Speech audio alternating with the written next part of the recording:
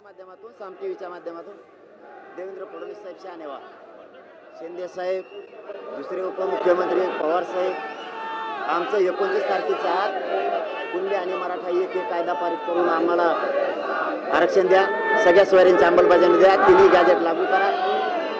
जर तुम्ही नाही केलं तर माझा नाविलाज होईल. मला आणि माझ्या समाजाला राजकारणात नाही जायचे, पण माझा समाज तुम्हाला झोपिल्याशिवाय सोडणार नाही. कारण आम्हाला लेकरं मोठे, तुम्ही नाही, तुम्हाला आम्ही पायदळी तुडवणार म्हणजे तुडवू.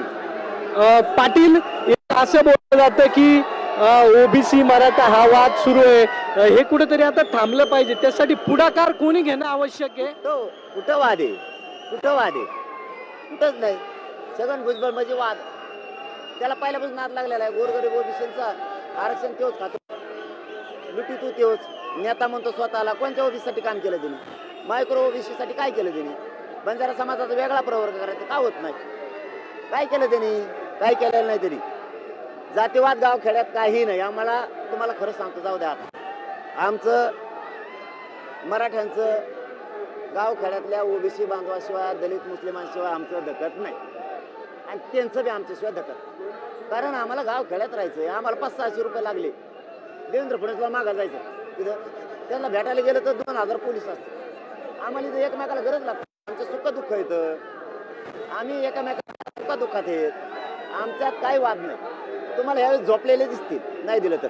आणि माझ्या समाजाची शान कमी होऊ देणार नाही. माझ्या समाजाची मान खाली होईल असं एकही पाऊल मी उचलणार नाही, एकही. पाटील, आपण बीडमध्ये बघितलं वंजारी विरुद्ध मराठा असं झालं, पण जर मुंडे साहेब असते तर ही वेळ आली असती असं वाटतं? जातीवाद केला कोणी? मी 3दा सांगितलं होतं त्यांना. माझ्याजवळ माणसं आहेत त्यांचेच, आणि टीव्ही चॅनलच्या मुलाखत मी सांगितलं माझ्या नादी लागू नका. तरीही त्यांनी आम्हाला हिलवलं 2-3 वेळेस. पण आम्ही कुठं म्हणलो त्यांना पाडा म्हणून? कधी म्हणलो आम्ही त्यांना पाडा? आम्ही पाडच नाही, म्हणलोच नाही त्यांना पाडा. उलट त्यांनी आमच्या आभार पाहिजे. खरंच सांगतो तुम्हाला, आज मी महत्वाचं सांगला बोल की जे पक्ष आणि देवेंद्र फडणवीस त्यांनी मोठा केला, त्यांनीच यांना संपलं होतं.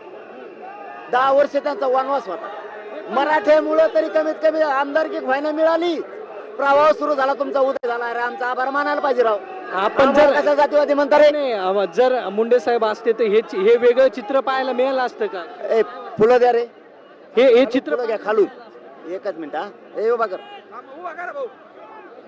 आपण जर पाहिलं तर या ठिकाणी जरांगे पाटील शिवाजी महाराज